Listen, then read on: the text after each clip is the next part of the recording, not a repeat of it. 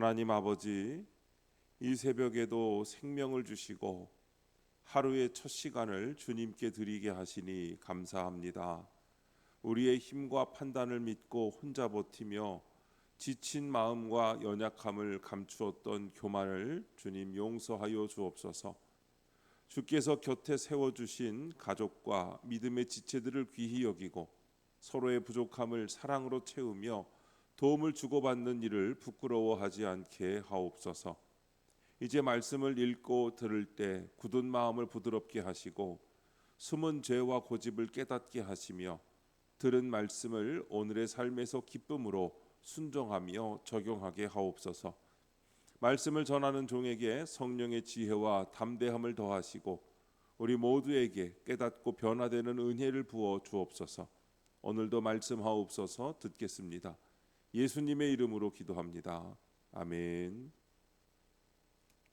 성경 말씀 사무엘하 21장 15절부터 22절까지 말씀입니다.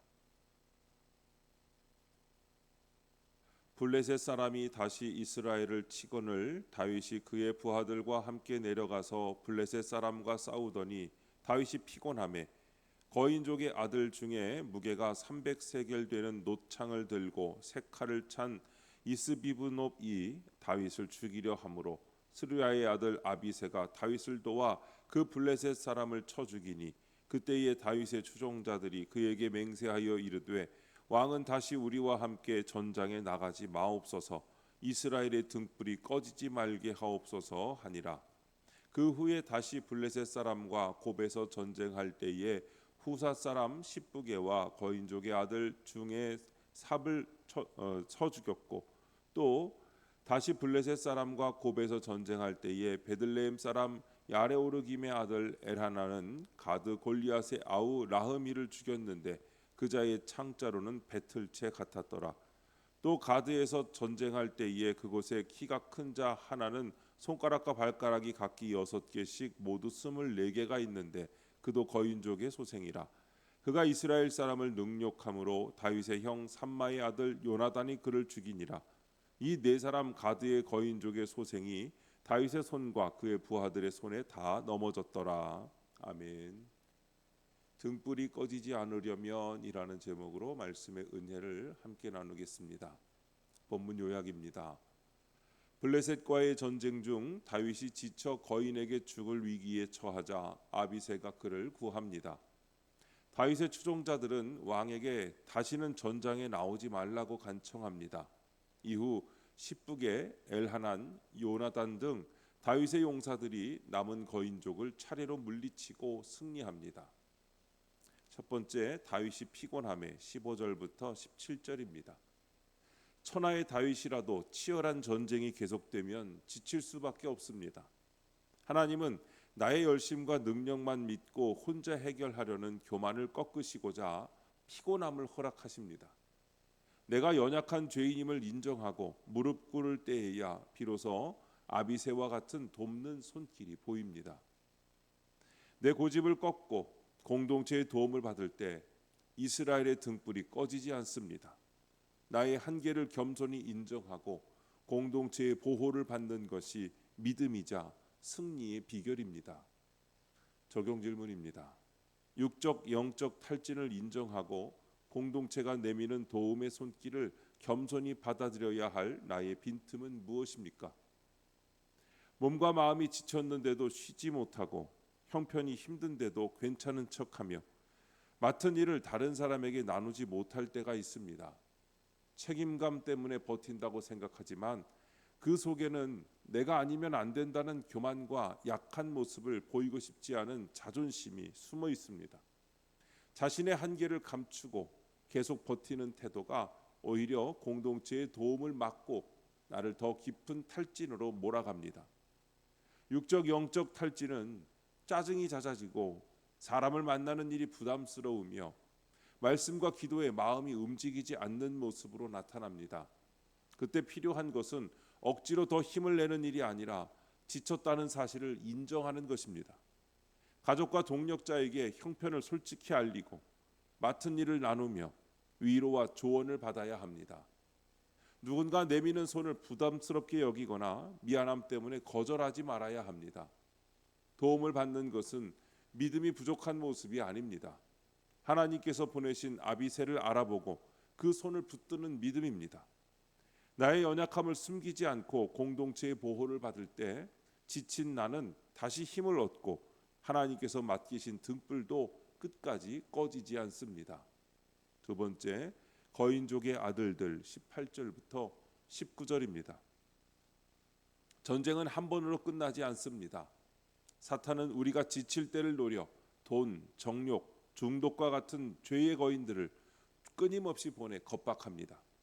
이 끈질긴 전쟁에서 내 힘이 빠졌을 때 나와 함께 싸워줄 시브게와 엘하난 같은 동력자가 필요합니다. 서로의 빈틈을 메워주는 공동체와 함께 한다면 집요한 죄의 저주를 끊어낼 수 있습니다. 혼자 싸우면 백전백패하지만 말씀의 공동체에 속해 함께 싸우면 반드시 이깁니다. 적용 질문입니다. 내 삶을 위협하며 반복해서 찾아오는 죄의 거인은 무엇입니까? 이 죄의 문제 앞에서 나와 함께 싸워주는 믿음의 동력자가 있습니까? 반복해서 찾아오는 죄는 대개 내가 약해지는 순간을 알고 있습니다. 지치고 외로울 때, 억울하고 화가 날 때, 믿음의 빈틈이 생길 때 욕심과 정욕, 분노와 중독이 다시 고개를 듭니다.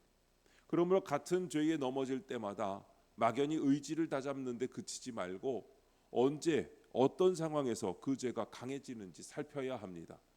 그 정체를 분명히 알아야 피할 길도 마련할 수 있습니다. 그러나 죄의 문제를 혼자 감추고 싸우면 결심과 실패가 반복됩니다. 부끄럽더라도 믿음의 동력자에게 자신의 약함을 나누고 기도를 부탁해야 합니다. 유혹이 시작될 때 연락하고 생활을 점검받으며 말씀 앞에서 변명하지 않도록 서로 붙들어 주어야 합니다. 나를 정죄하지 않고 함께 기도하며 싸워줄 사람이 곁에 있는지가 중요합니다. 감추던 죄를 빛 가운데 드러내고 공동체의 도움을 받을 때 죄의 거인은 힘을 잃습니다. 혼자 버티려 하지 말고 말씀과 기도로 함께 싸우는 동력자를 붙들어 반복되는 죄의 사슬을 끊어내시기 바랍니다. 세 번째, 부하들의 손에 20절부터 22절입니다. 손가락과 발가락이 6개씩인 거인이 다윗의 조카 요나단에게 죽임을 당합니다. 성경은 이 모든 승리가 다윗의 손과 그 부하들의 손에 의해 이루어졌다고 기록합니다. 남보다 많이 가진 재능으로 하나님을 대적한다면 결국 심판을 받을 수밖에 없습니다. 우리의 힘은 혼자 많이 가지는 것이 아니라 우리로 연합하는 것입니다. 내가 다 하지 않아도 나의 부족을 채워주는 지체들과 연합할 때 세상이 감당 못할 승리자가 됩니다. 적용 질문입니다. 나는 남들보다 더 가진 돈, 학벌, 외모를 무기 삼아 지체들을 무시하진 않습니까? 나의 부족을 채워주는 공동체와 함께 승리의 영광을 누립니까? 사람은 자신이 남보다 더 가진 것을 쉽게 힘으로 사용합니다. 돈이 많으면 형편이 어려운 사람을 가볍게 보고 배운 것이 많으면 다른 사람의 말을 무시하며 외모나 능력이 뛰어나면 자신도 모르게 우월감을 나타냅니다. 그러나 하나님께서 주신 것은 자랑하거나 사람을 누르라고 맡기신 무기가 아닙니다. 내가 받은 은사와 조건은 지체를 세우고 공동체의 부족을 채우는 데 사용해야 합니다. 또한 내가 잘하지 못하는 일을 다른 사람이 감당할 때 불편해하거나 경쟁심을 품지 말아야 합니다. 다윗의 승리가 다윗 혼자만의 손이 아니라 부하들의 손을 통해 이루어진 것처럼 하나님의 일은 서로의 강점이 이어질 때 완성됩니다. 내가 앞에 서지 않아도 기뻐하고 다른 사람의 수고를 인정하며 도움을 감사히 받아들이는 것이 연합의 믿음입니다. 많이 가진 것을 낮아져 섬기는 데 사용하고 부족한 부분은 공동체의 손길로 채움받아야 합니다. 서로를 무시하지 않고 함께 수고하며 승리의 영광을 하나님께 돌리는 공동체를 이루어 가시기 바랍니다. 기도하겠습니다. 하나님 아버지, 치열한 삶의 전쟁터에서 피곤하여 넘어질 수밖에 없는 연약한 인생임을 고백합니다. 혼자서 모든 짐을 지려 하는 저의 교만을 내려놓게 하옵소서. 삶의 곳곳에서 끊임없이 일어나는 죄의 거인들을 공동체와 함께 말씀으로 무찌르며 승리의 영광을 누리게 하옵소서. 주님, 이 시간 주님께 기도드리는 성도의 기도 가운데 함께하여 주시옵시고 주님의 세미한 음성을 들려주시며 그 선하신 손길로 붙들어 주시옵소서. 우리 주 예수님의 이름으로 기도드립니다. 아멘.